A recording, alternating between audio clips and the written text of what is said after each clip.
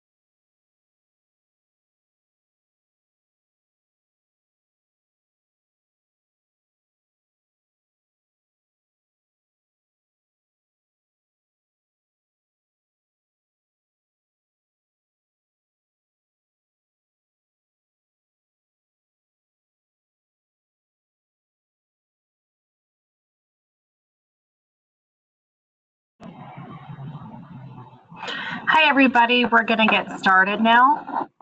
So thank you for joining us. This is the IEP Rights and Responsibilities IPD webinar from the California Teachers Association.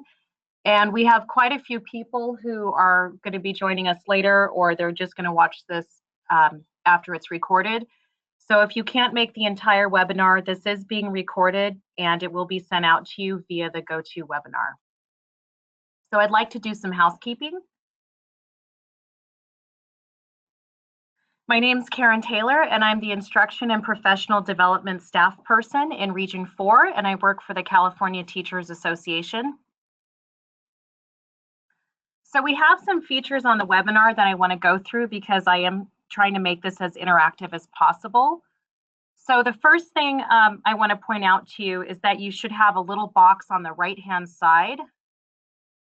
I don't have one, but it should be up in the right-hand side of your corner.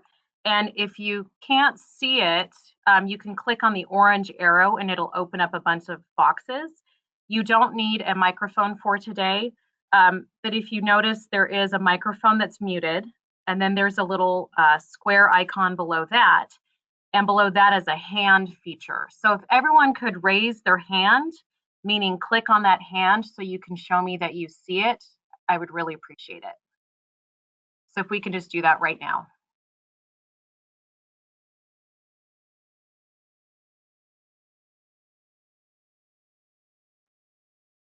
I see one person's got it.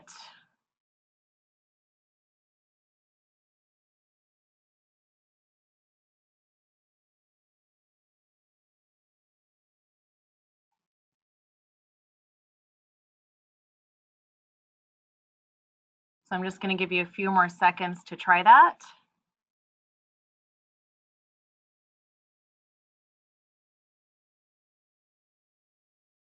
So it should be in the left-hand side. Okay, it looks like almost everyone got it. Then we have questions. So at the very bottom of that rectangle, it says questions and it says enter a question for staff. I'm the only person that can see the questions.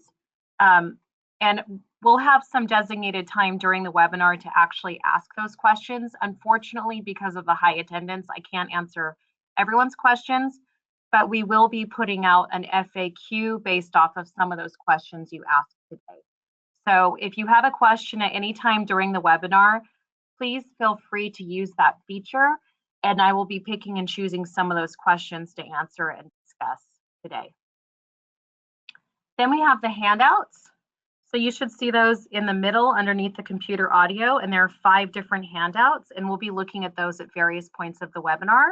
Please feel free to download those and share those with other CTA members. Then we have the chat feature. The chat feature only works with questions on this webinar, so I've created an independent chat for us to use, and I'm just putting the square around it right now. So it's a Padlet, and I'm going to give you just maybe 30 seconds to open up another window on your computer if you can, and open that up. And it's going to look like this. So once you get this up, please click the hands up feature so that I know that you have the chat feature ready to go.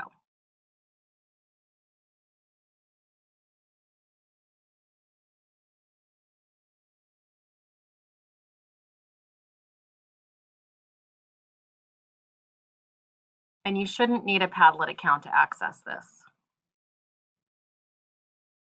If you're having any difficulties, just send me a question.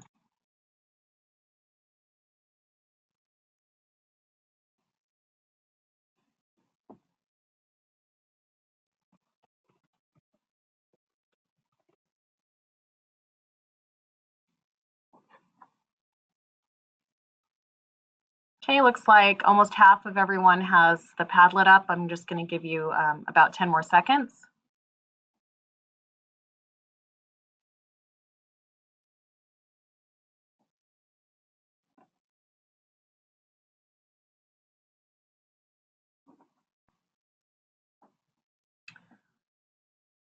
So if you're not able to download the handouts, you don't need to download them right now. You'll just click on them later. I'll also show them on my screen, so don't worry about that. A few people asked me. If you can't get to the Padlet, then that's okay too. The hand is going to be on the left-hand side of your box. So you guys, I see a few people are still having a hard time with the hand. You should see an orange arrow in your GoToWebinar box that's up on your screen, and underneath that is a microphone, and then a little square icon, and then a hand underneath that. So hopefully that helps some people that are having difficulties.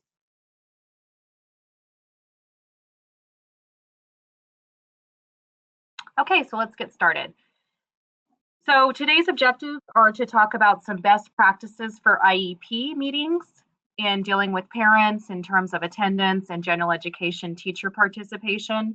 And then we're also going to talk about IEP team rights and responsibilities in terms of what kind of help we can get for school personnel within the IEP process, and also how do you help parents and students.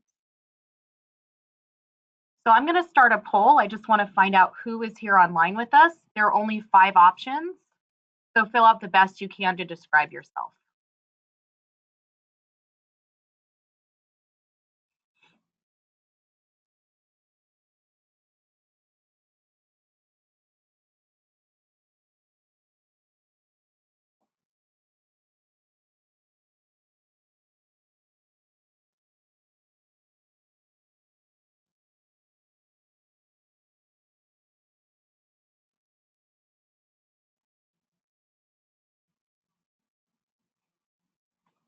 So it looks like about half the audience is a special ed teacher. We have about 40% that are general ed teachers.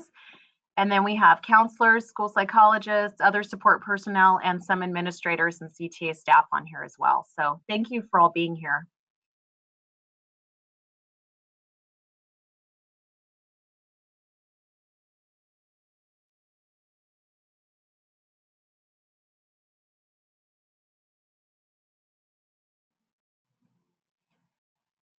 So when we talk about special education, the first thing we need to remember is that special ed is really a child-centered lens, meaning that the laws are written to protect the rights of children and their parents so that each child with a disability can get what we call a free and appropriate public education. So when we talk about educator rights within special education, we really have to look at it in terms of what do we need in terms of support so that we can help that child meet their IEP goals and help them get a free and appropriate public education.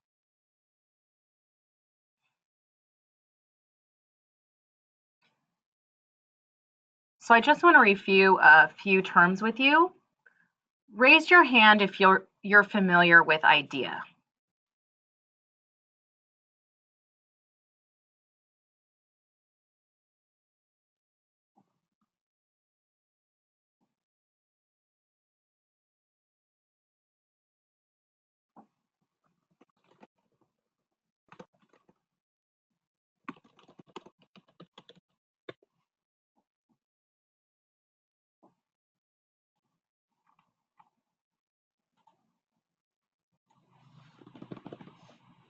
So for those of you who aren't familiar with it, although it looks like about half the people are, it's the Individuals with Disabilities Education Act. It's a federal law that deals not only with special education, but with special educational funding.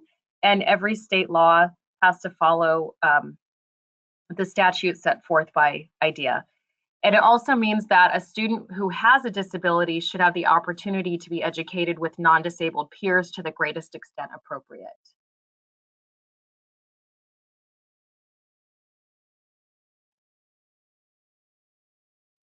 So IDEA requires a few other things. First of all, it requires the least restrictive environment is the most appropriate to meet a child's unique needs.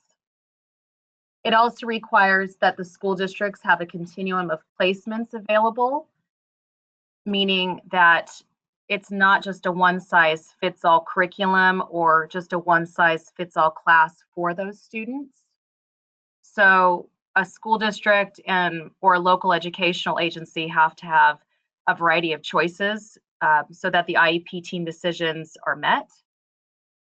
The degree of inclusion is driven by students' needs as determined by the IEP team and not the district.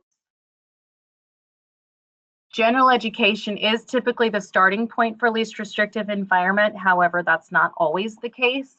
And so it's really important to consider the child's unique needs in that. And special education is not a place. Services can be delivered in any number of settings.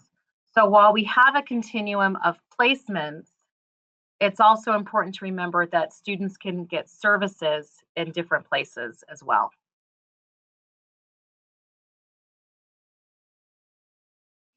So let's talk about meeting practices. How many of you have attended an IEP meeting in the last year? Please raise your hand.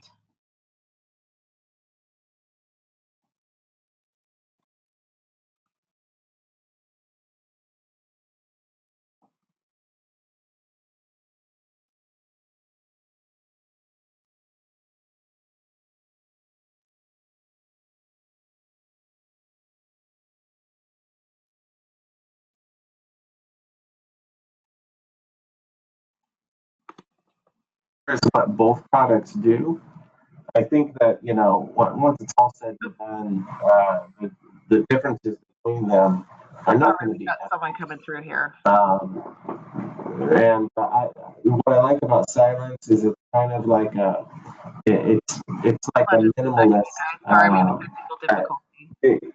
They design it very intentionally to be self-contained, to have a small footprint.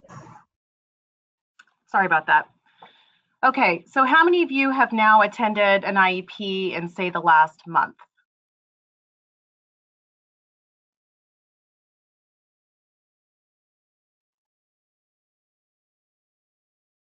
In fact, some people are probably at IEP meetings today, and that's why they weren't able to make it.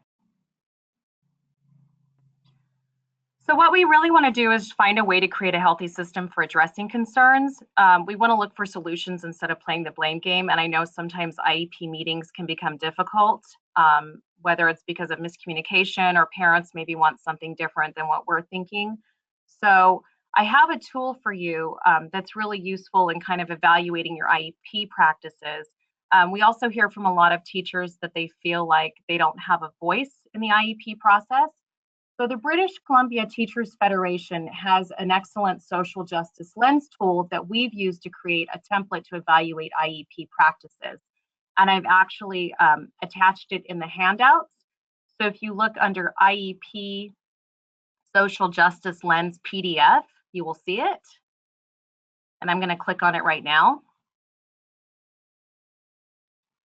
So what you can do is you could actually use this either with your special ed staff during a meeting, or maybe it's your school site, or maybe even it's a special ed committee with your union. But you could actually use this to evaluate your IEP practices. So I'd like you to just read through this. And I'm going to post this a little bit higher so everyone can see it.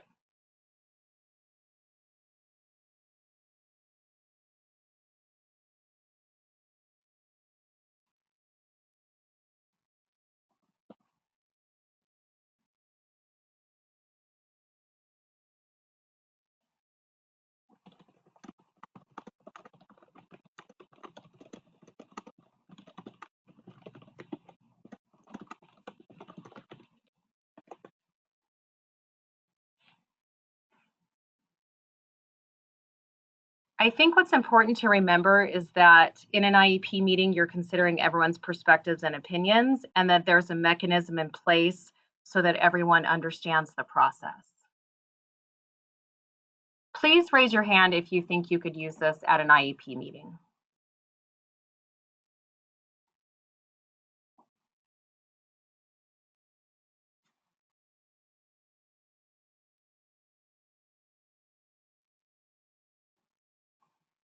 So let's get into some best practices. Hopefully you can use the IEP lens, and we'd love to hear from you if you do use it, and we're always looking to find out how useful our tools are. So while it's a good idea to coordinate calendars and pre-plan, it's really imperative that IEP meetings be scheduled at a mutually agreed upon time and place. With that, we do feel it's important to also include general education teachers in this process, because general ed teachers, for the most part, are required to attend the IEP meeting in its entirety. And we want to encourage that participation in the process. We really want general education teachers to be at the IEP team meeting the entire time, because they have some responsibilities with that. In addition, if the parent needs to meet during the school day, then the school really should be providing teachers of the child a substitute for the entire meeting. So what we hear a lot of times is that teachers are maybe given 5 minutes to come in, say their report, and then they leave. But a lot of important decisions are being made in terms of goals, in terms of services, in terms of positive behavioral interventions and supports. And general education teachers, especially if there are any areas that are affecting their classroom, should really be a part of that discussion. It's also really important that school districts are actually reaching out to parents and making sure they're able to attend the meeting. So I just want to give you a court case. There was a Ninth Circuit Court of Appeals decision on this in Hawaii, where the district held the meeting after what they considered 3 attempts to hold the meeting, and the district actually lost against the parent.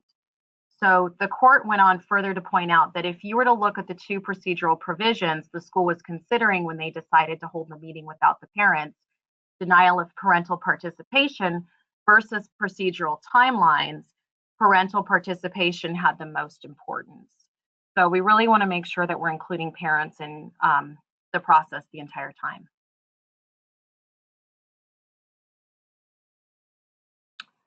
So I also have an acronym for you to help with IEP practices. Some of these are for case managers, but certainly anybody on the team could help with this. So it's called START. And there's also a handout called START in your in the webinar folder that looks like this. Okay. So the S stands for SMILE. Just think, you know, the parents are coming from a different place. This might be a stressful IEP because the student isn't making progress. But if you put on a smile and you force yourself to feel that positive energy, it can make a difference in terms of how the IEP starts out. So there's actually a lot of work on that emotional piece being done. There's a podcast called Work Life with Adam Grant, and he has an episode called Faking Your Emotions at Work. It's a really great episode. I would highly recommend it. T is for time. So you always want to ask if there are any conflicts with time. And this puts the pressure off people who might have to leave early but feel guilty about it. It also gives an opportunity for written permission to leave by parents in the district of any IEP team members, and that includes administrators, and we'll talk about that in a few slides. Then you have A, which stands for agenda. It's really important to have an agenda up front so that everyone knows what to expect. And then you can also ask people after you've presented the agenda if they want to add anything. So this also helps parents feel more included in the process, and general education teachers and any other school personnel could certainly add to the agenda as well. It can also help you with time management, because I know some IEP team meetings can get away from you and go a couple hours. So this can help you manage the time. Then you have the parent rights. So that's what R stands for. Make an effort to highlight a few key pieces of the procedural safeguards for parents. Just because you hand parents their rights doesn't necessarily mean they're familiar with them. Some are very familiar with them. They've done this year after year. They know them. But there are other parents that maybe haven't read them all the way through, or maybe they don't understand them. And I just think it's a good gesture to show that you're willing to be a partner with them by going through some of those rights with them. And then the last T is taking notes. So from a case manager perspective, I think it's really hard to run a meeting and also take notes. So if you can ask another team member in advance to help you take notes, that's a really great strategy. Sometimes during a triennial, the school psychologist might be running part of that meeting. So maybe work as a team to take notes back and forth. And then if you have the opportunity to have a projector up with the IEP right there, then that also creates a more transparent process in terms of changing the IEP and writing it at that meeting.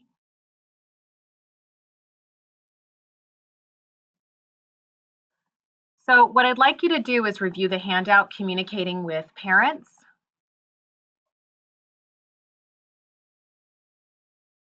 So these are communication tips for IEP meetings. It's also useful for working with anyone where there might be a communication problem. So as you're reading through these, I want you to think about a difficult situation you've had this year with either a parent or a colleague, and think about which one of these strategies might have been useful.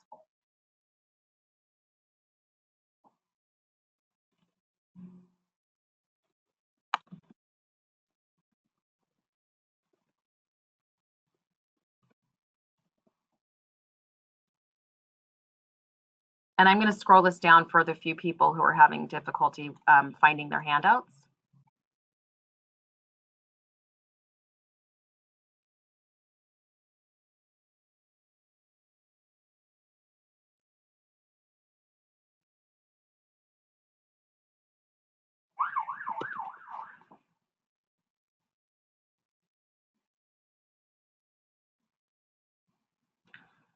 So for people having a hard time with the handouts, you should have a little pop-up menu for GoToMeeting. And if you just see an orange arrow, you can click on that and it'll pop open. And you should see the handouts below that.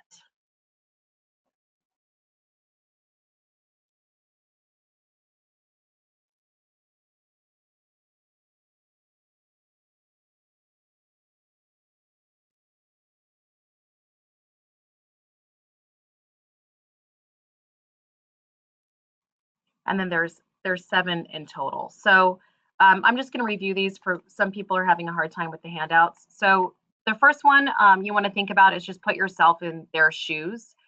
Every parent reacts differently to having a child with a disability. So just think about what it might be like for them in terms of every year being a struggle. Every year there's a struggle with homework or getting the help they need, or maybe not understanding the process.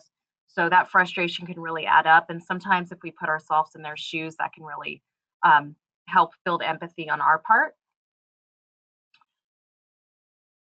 Using the revoicing strategy. So after listening to a complaint, you would gain clarification and understanding by asking them, so what you're saying is, and then you would follow up with, is that right?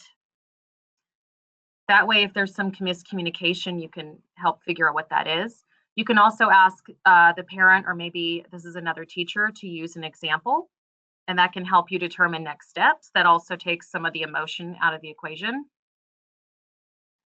Just show that you're on the same team. I think it's important to show that everyone's there to help the child. And the purpose of the IEP meeting, not that you can't have concerns, but it should be where you're working to find solutions. Sometimes it's good in an IEP meeting just to take a time out, like a 5-minute break.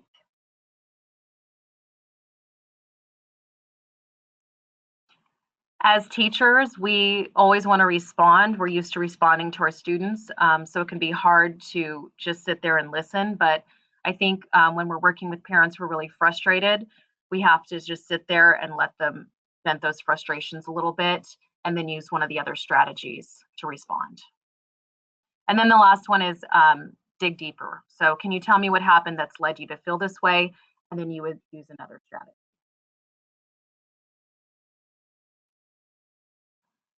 So if you have used one of these strategies, which strategy have you used that was helpful? I have a little poll for that.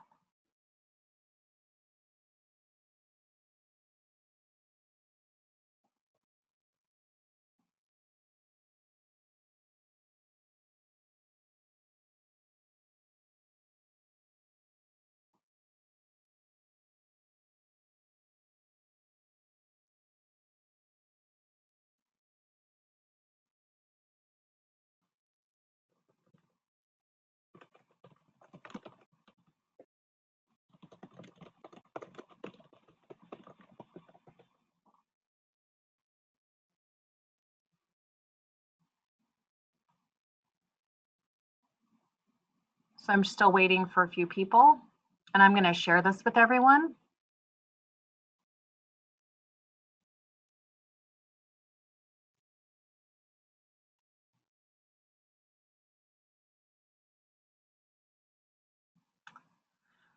Hopefully you don't have to get to a point where you have to take a timeout. Okay, so I've got one more poll for you.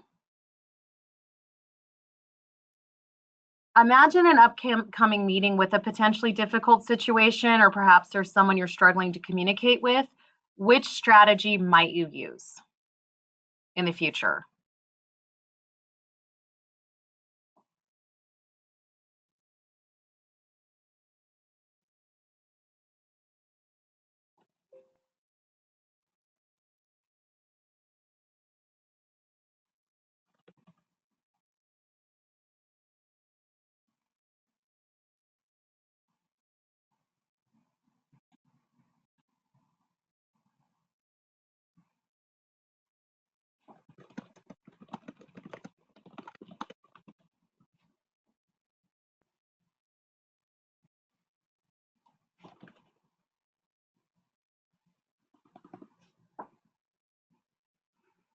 Okay, and I'm going to share that with everyone.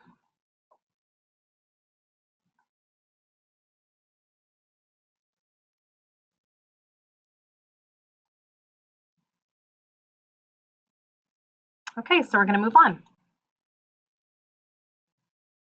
So this advice actually comes from Rights Law, from their book, From Emotions to Advocacy. And what we did was we adapted it for teachers. So there are 3 things you can do to get to the heart of the matter. So the first one is thinking about perception and discovering the parent's position. So how does the parent perceive your district? How do they perceive your school, your teachers, your classroom? Do they think you're willing to help their child?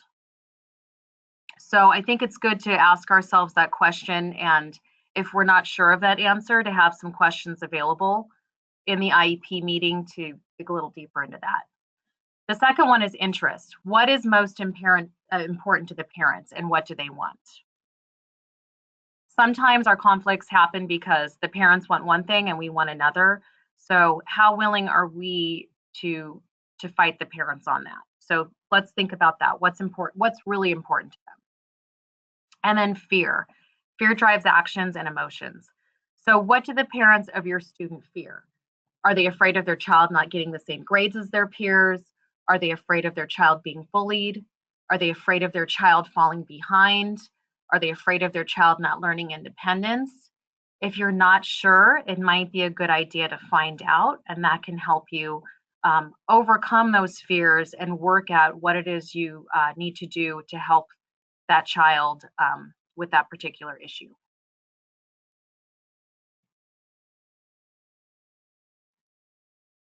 Signing the IEP. When a teacher signs the IEP, that means that you're just signing in attendance. We get this question a lot at CTA. If you did not attend the IEP meeting, then you would not sign the IEP. Signing the IEP only means you were there. It does not mean you agree or disagree with the services. Goals and services are where educators are listed as being the responsible parties. And if an IEP team makes a decision about certain accommodations and services, et cetera, you are responsible for making sure that happens as laid out within the IEP. So as a general education teacher, if you have a student that has certain accommodations and modifications, you have to follow those. It should be the special ed teacher that helps you with that initially, but you do have to follow that. So the only person who can sign in disagreement with the IEP is the parent. They're the only ones that have that right.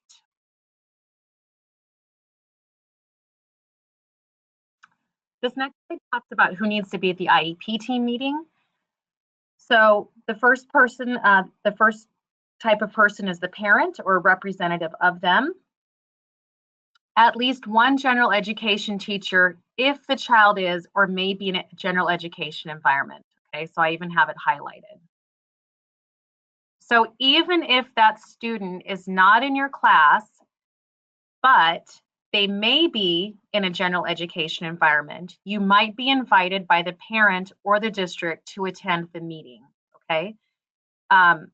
Because you have some type of expertise and the district has a right to ask you. If the child has more than one general education teacher, like at a middle school or high school, then the school can select, or the LEA can select, which one attends. So for example, if it's during the school day, you have an IEP meeting and maybe they've asked the science teacher to attend, the LEA has designated you as the one general education teacher to attend, so you would attend. There's also supposed to be at least one special ed teacher or service provider at the meeting. Number 4, it's not actually an administrator, although usually it is an administrator, but it's actually a school district representative who's qualified to provide or supervise the provision of specialized instruction. They're knowledgeable about the general ed curriculum, and they're also knowledgeable about the resources of the district. So another IEP member can serve this role, okay, as you see right here. But it has to be someone from the district. It can't be a parent or an advocate. So another district member already on the IEP team can serve this role. Then number 5, you have an individual who has conducted assessments of the student and is knowledgeable about those results. That's sometimes another IEP team member who can also serve this role, say the special education teacher or another service provider. And then number 6 is other people with specific expertise or knowledge of the student at the parent or the district's request. So the parent can bring an advocate or even another family member. It's anybody with knowledge of the student. And the district can also request various teachers to attend because of their specific expertise. So we actually get asked this question quite a bit. And then number 7 would be the student when appropriate. And we always recommend, middle school and up especially, that the student attend.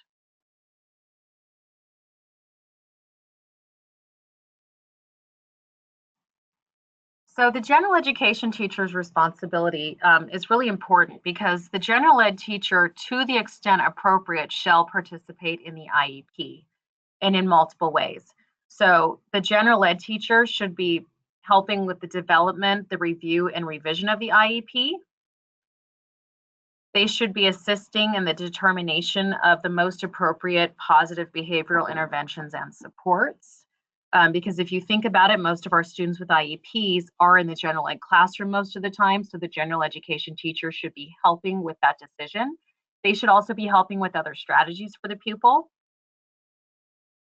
And they should be helping with the determination of what we call supplementary aids and services, program modifications, and supports for school personnel. And we are going to talk about school supports for school personnel in depth, because this is where teachers really have a right to get some training and support to help implement the IEP.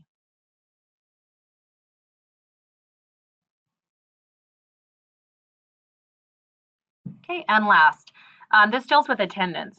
So attendance is in part or in whole, and I want you to read this very carefully. The parent and district can agree in writing that an IEP team member does not need to attend if the member's area of the curriculum or related services is not being modified or discussed in the meeting. And then even in case of changes, the parent and district may still agree in writing after conferring with the member that the member does not need to attend. And this would be in part or in whole. So if you start off an IEP team meeting and you go through the agenda and you go through the time conflicts, remember START, so that second one is time conflicts. That's where if you have a conflict, the parent and district could then confer with the member and then agree in writing that they're excused for a part of the meeting. But the member still has to submit written input into the development of the IEP to the IEP team before the meeting. It doesn't say how soon before the meeting, but they do have to submit input before the meeting in writing. Okay, so it is really important that all IEP team members are there, especially the general education teacher.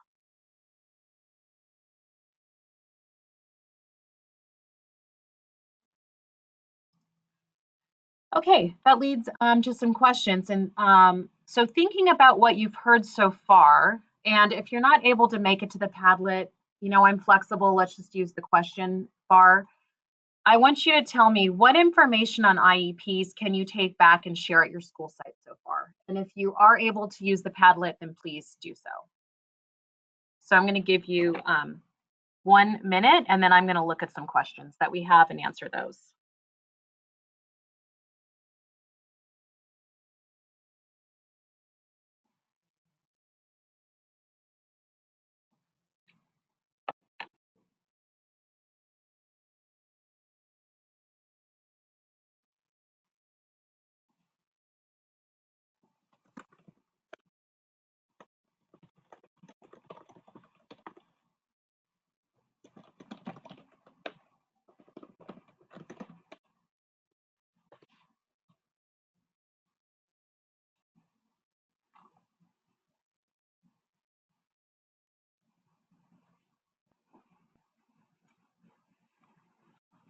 And I'm going to put up the Padlet for people to see.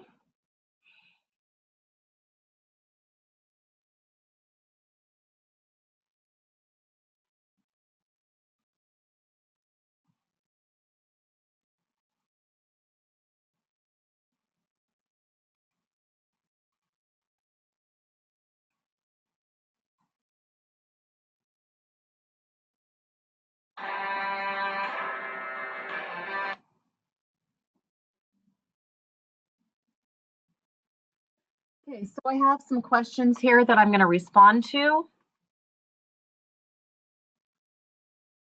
So someone asked who would be responsible for communicating and setting up the meetings. So that's from Esmeralda Navarro. Who's responsible for scheduling these meetings and or coordinating between parents and staff? Thank you. That's a great question. It's usually the case manager.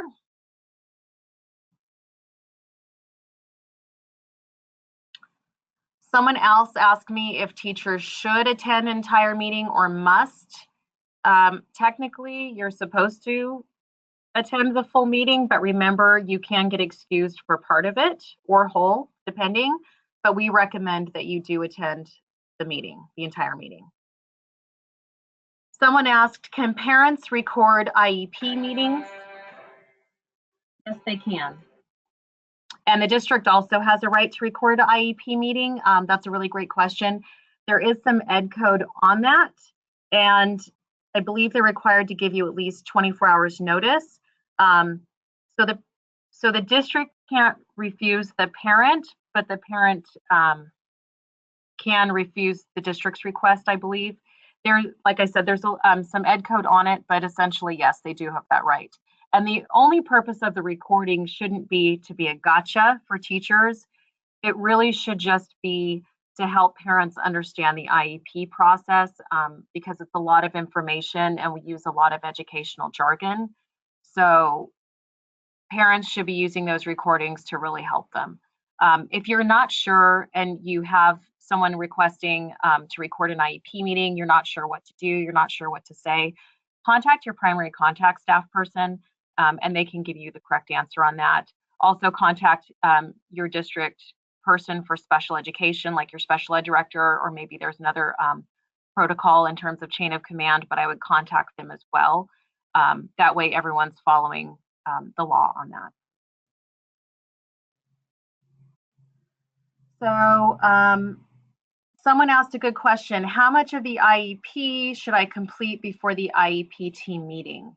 So you never should have an IEP completely pre-written, but I would definitely recommend any history or information about the student. Present levels could certainly be typed in advance. You could have draft goals. However, when you're offering those to parents, I wouldn't ask them a close-ended question. I wouldn't just say, do you like these? Do you think these are okay or not? They may not have enough information to go on. So I would really explain why you're suggesting them and maybe work together about that. Remember, the general education teacher should also have some input on that. What else? And then I think if you actually are typing, a lot of people have SACE for their IEPs, and I know not everyone is good at typing, so maybe you're handwriting it, but if you're actually writing it together as a team, and if you have your agenda and you go through each section, and then you read out what you have, and everyone is in agreement before you move on to the next section, I think it can eliminate a lot of miscommunication right there. And if anyone else has any suggestions, I would ask them to put that on the Padlet. Let's see. Someone else is asking, can you clarify on who can sit in as LEA at the IEP meetings? So let's just go back to that slide.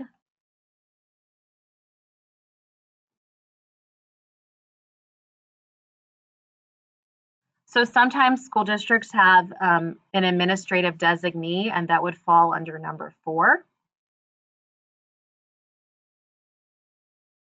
But it doesn't have to be anyone with an administrative credential. So it's a school district representative who meets those 3 requirements.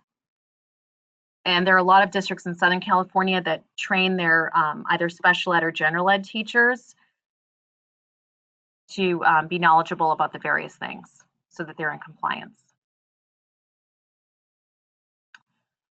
Someone else asked, do you have information on student ratios on special ed teachers in regular classrooms? There is no ed code on that, but if you're a president or a bargaining chair, you could go onto ctasearch.org and you can look up contract language. So that's a great question. Okay, so we're going to move on.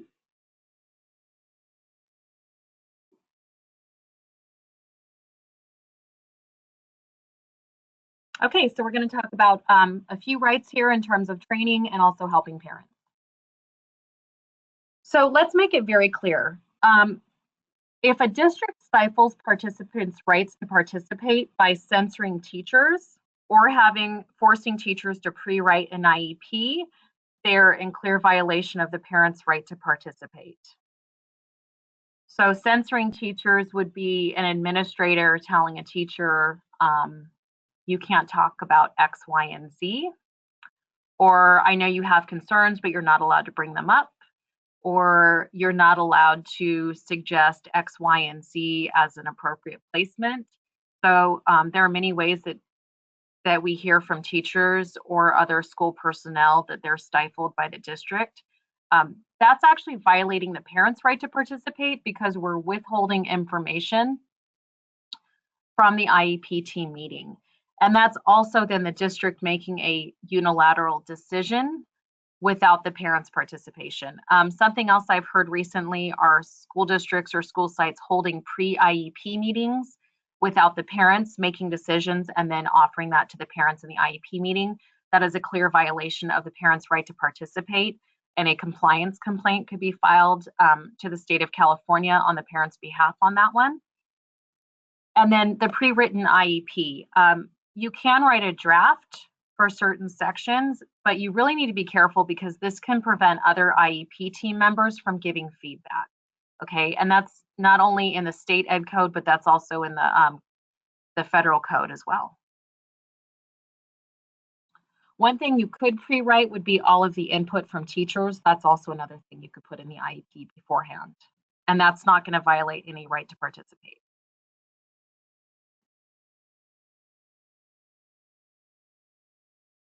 Okay, so teachers and parents both have a right to receive training if it will help parents to acquire the necessary skills that will allow them to support the implementation of their child's IEP or IFSP. And IFSPs are more for infants. So let's talk about that. School personnel also can get the training. So we have a couple different ed codes here. They can get parent counseling and training within the IEP if it helps provide parents with information about the child development. So right here, okay. Oops. And it helps them acquire the necessary skills that will allow them to support that implementation.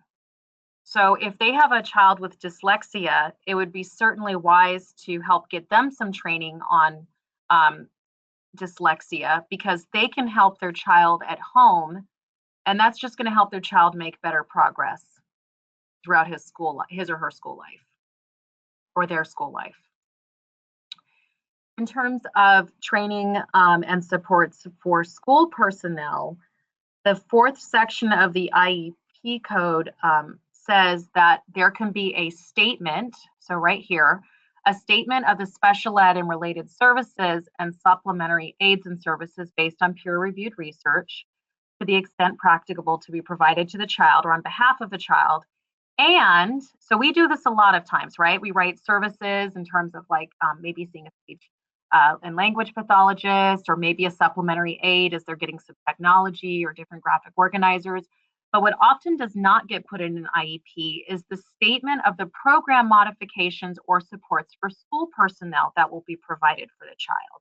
And these supports and modifications should be helping the child do the following things: advance appropriately towards attaining the annual goals, be involved and make progress in the general ed curriculum, and, sorry, my slide's covering it a little bit, but to be educated and participate with other children with disabilities and non-disabled children in the activities described above. So school personnel, not just teachers, this also includes paraprofessionals, could get supports for them to help this child advance appropriately and be involved in general ed and be educated with students who are non-disabled. That's really key, and that's where that student center lens come in. So here's what it needs to be. Training has to be targeted directly on assisting the school personnel to meet the unique and specific need of the child. It can't just be a simple generic training. So the IEP has to clearly designate who's responsible for the training. And the training could be performed, a lot of times we do this for health plans, right? Like the school nurse will do a training for a student for a health plan. But if you have a child with executive functioning issues, and I'm not trying to put more work on the school psychologist, but the school psychologist might be designated as doing some training with the teachers on how to help the student with executive functioning and organizational strategies. It could be that the district is going to bring in an outside agency, like maybe a dyslexia organization, or maybe there's a specific program that would really help a child. You could get that training from them, and the district would need to pay for that. And then if a general ed teacher needs support for preparing materials, personnel should be allocated to assist. So this would also be outlined in this section of the IEP. So if you have a child with a behavior support plan or behavior intervention plan, and the teacher needs some help getting that set up, then either a paraprofessional or a teacher, a special ed teacher, or even maybe the behavior specialist should have some time and be allowed some time to work with that general ed teacher to help them get set up so that you're implementing the IEP correctly. It could also be like a training on autism to help a teacher better understand how autism affects that child. So I think where we have a lot of problems is that teachers aren't getting the training they need to really work with these students. And I know you guys want what's best for your students. So this is where the district does have an obligation to provide that support to you, the school personnel, to help meet those child's needs. And this is a really big one.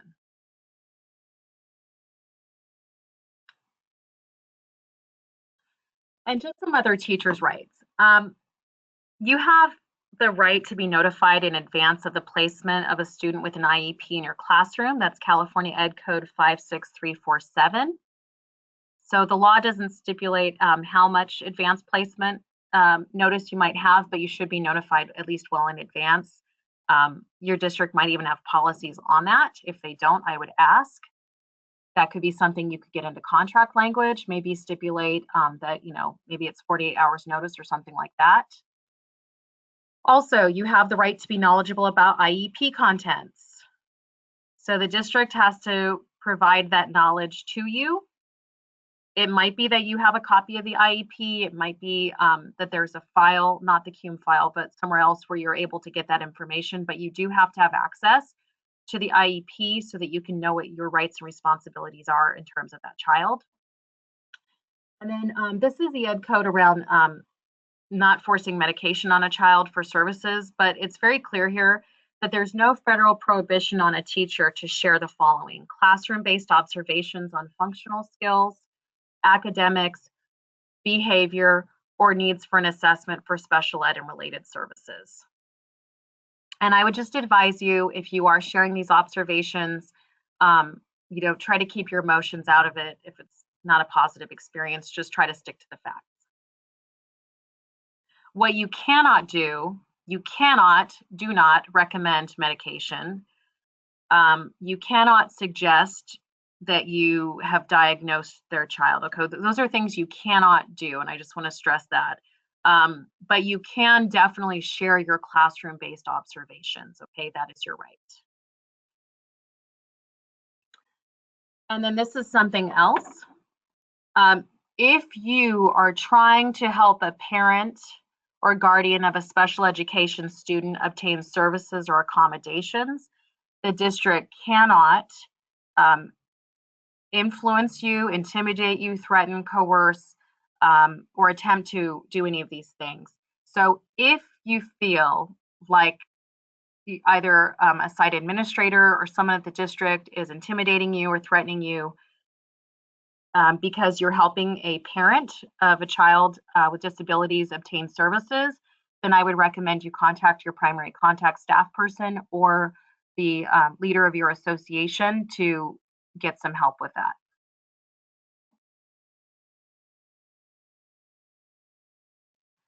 Okay, so we have time for some more questions.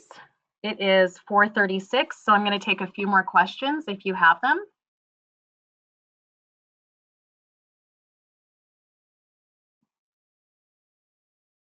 So someone asked, would the case manager be the school psychologist or the special education teacher? I think that just depends. There's no legal requirement in terms of who that might be. It just is how your district might have it set up. Usually it is the special ed teacher though. But there are certainly school psychologists with students on their caseload as well, depending on the situation.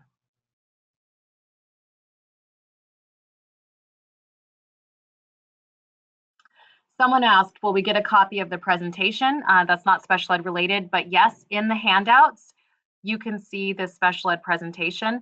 I also have everyone's email addresses. So I know some of you had difficulties with the GoToMeeting in terms of getting the handouts.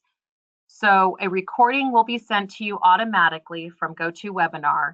And then what we can do, we're going to send you a survey to ask how you felt about this webinar. So we can also resend you all the attachments to this webinar if you weren't able to access them today. And the presentation is definitely in here. And I'm also going to talk about some resources with you where you can get some different information.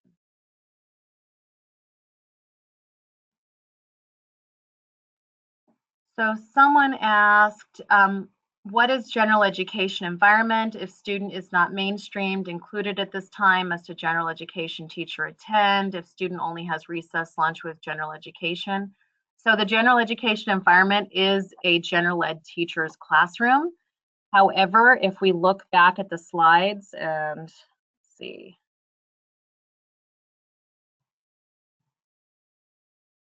So if you look back here, does a general ed teacher need to be at the IEP meeting, even if they're not the teacher of that child? Potentially, yes, because it could be a case of they may be in general education, so they might be discussing it, or it could be here, number 6, you're someone with specific expertise, and so the district wants you to be there. I've also noticed that in some cases, maybe that are highly litigious, and it's a student who's not getting any general ed time, like you're talking about in this case, they might have a general ed teacher there just in case they discuss the general ed environment. So the district definitely has that right.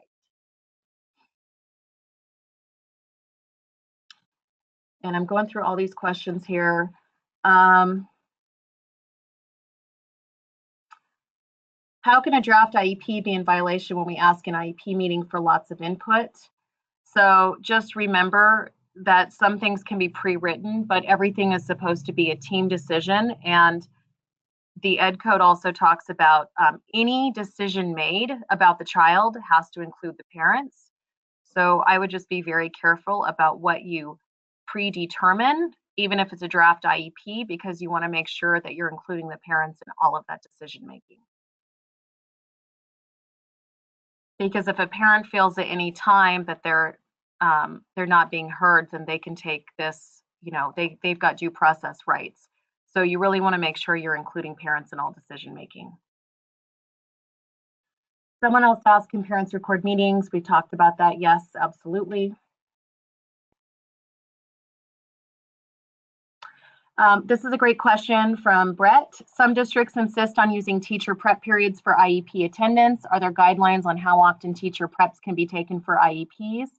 Nope, that's a contractual thing. So look at your collective bargaining agreement, and that's where you would bargain language for that specifically, but there's nothing in the law about that. Leticia asked a great question. What happens if the parent does not speak English? Who can translate for them? Is the district responsible for providing a translator? Yes, they are responsible for providing a translator. And that's a great question. What does a teacher do to advocate for a student when the district claims to be broke? So if you feel like the district is making unilateral decisions based on resources and not on what's best for the child, I would recommend that you talk to your union leadership about that, and talk to primary contact staff person, and they can talk to you about the compliance complaint procedure, or perhaps maybe there's something else they're working on. So I would talk to your union about that. Okay, so it's 4:41. Thank you for your questions. Like I said, I'm sorry we couldn't answer everything today, but we're going to use these for FAQs. So we do have a lot of resources for you. So what I'm really excited to share with you is that we have a new leader resources page for the Instruction and Professional Development Department, and it's cta.org/leader resources. So you do have to be a CTA member to access this, okay? Meaning you have to have a login. So I haven't asked you this in a while. Raise your hand if you've been on to the cta.org website.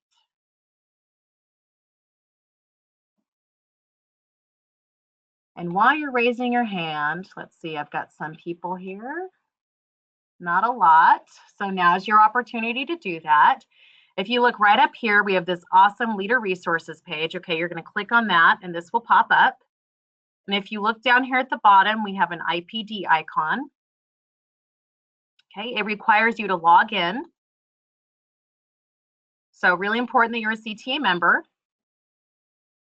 And we have all of these resources for you. So not only do you get the recording of the webinar today, but we also have another IEP rights and responsibilities video that's only 6 minutes long that covers some other topics, and you can certainly share this with your colleagues. We would really love it if you shared this at your site rep meetings, if you're a president.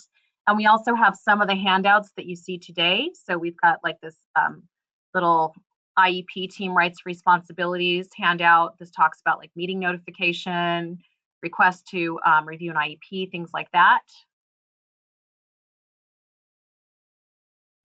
Okay, we have a class size caseload video. We have a, just brand new, it came out today. We have a multi-tiered systems of support video for you.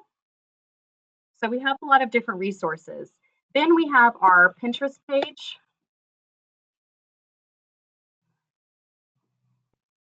So if you're not on Pinterest, get on Pinterest, because this is where we post a lot of our resources. It's pinterest.com/CTA IPD. It's called the 21st Century Classroom. And we have a lot of different boards. We have boards on assessment, autism, bullying, and other resources, classroom management. So not just special ed, but sorry, I'm scrolling down, not trying to make you sick here. But we do on our special education board. We also have sections like on IEP team meetings, advocacy resources, executive functioning. So this is where I try to share all of our resources. We also have a website called collaborationincommon.org. So if you're not on there, check out our resources. This is where we post a lot of news articles around special ed and social emotional learning.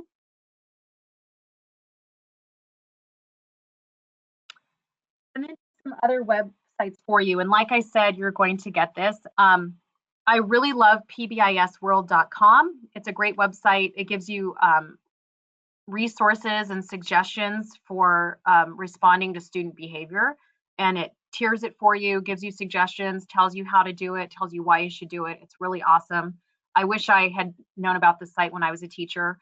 Pent.ca.gov is a great resource for accommodations and working with students with behavior issues. They have videos, they have trainings, they're awesome. And then disabilityrights.ca.org, they're actually a parent advocacy website, but they have a lot of great information and they make it really easy. So they have this whole special education rights manual that breaks it up by questions. So I would highly recommend you look there as well. So there are a lot of great resources, and I know it's a lot of information, but we do appreciate you being here today. So just the last thing before we leave is we have a multi-tiered system of support webinar, and that's going to be on May 16th, the same time, 3:45 to 4:45, and we're going to talk about the basics of multi-tiered systems of support. We're going to provide you with resources, and we're going to briefly talk about the initiatives going on. And you can register at this link. You can also find this on our website, the Leader Resources page. And then I just have 2 more polls for you before we leave today. So I would like your honesty in terms of how valuable was this workshop to you.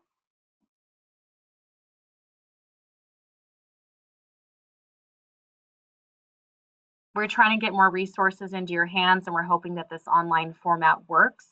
It's a big state, so if we can reach all of our members in a format like a webinar, then we're going to continue to do so.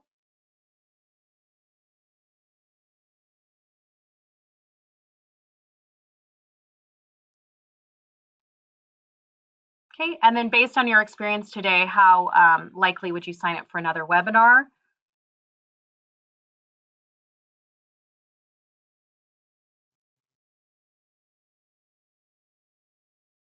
And then we'll also be sending out, like I said, we're going to send the attachments to you if you weren't able to access them today. I'm really sorry about that, but we'll get those out to you via email.